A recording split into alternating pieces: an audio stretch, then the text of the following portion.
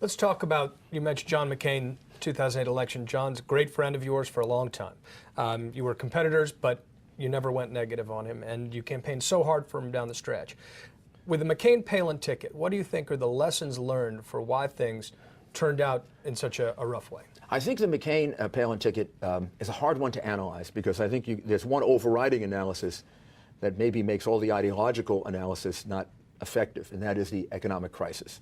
I believe that with that depth of an economic crisis, there was almost no way that a Republican could win, no matter who the Republican was or how the Republican was situated.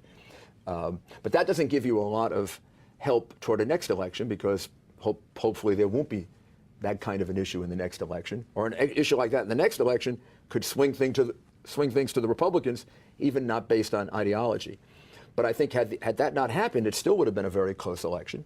McCain might have lost, Obama might have won, but we still, even if McCain won, would have won it by a state again, because we didn't broaden our issues in our presentation to people. And the primary process kind of drove us back to being a party that appeared to be just trying to once again re-emphasize our base. And here we had a candidate, John McCain, who had a tremendous amount of appeal to the moderate bipartisan voter, tremendous amount of appeal to the independent voter. But because the party conducted its primary basically just trying to re-emphasize its base, and the Democrats conducted their primary on issues that reached out beyond their base, we lost the election. But you said, I mean, there's a philosophical conflict between maximizing freedom on economics, individual responsibility, certainly taking the war on terror seriously, and the social issues.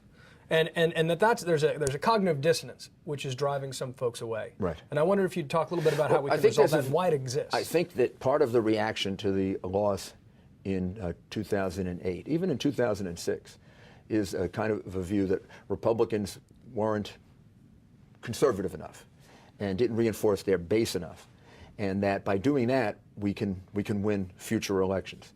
Well, the arithmetic isn't with us. I mean, the reality is our base is our base, and it's not getting bigger. In fact, if anything, it's getting smaller. So we shouldn't sacrifice those principles. If those are very strongly held principles, they should be strongly held. But they should not be the major organizing principles of the party. The major organizing principles of the party should be economic issues, military issues, issues of foreign policy. And after all, that determines how people vote more.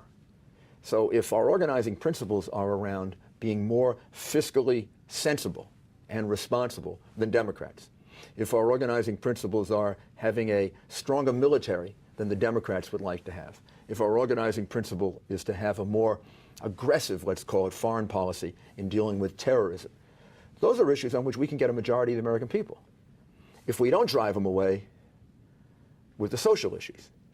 And on the social issues, we can agree to have, as Ronald Reagan and Lee Atwater used to call it, a big tent.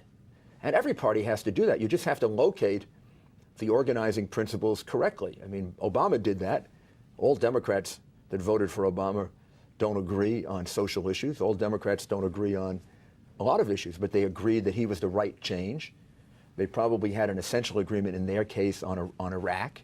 They probably had a central agreement on a somewhat more activist government. So they sought their broadest organizing principles and left room for disagreement, whereas we were focusing on our narrowest organizing principles and didn't leave room for disagreement.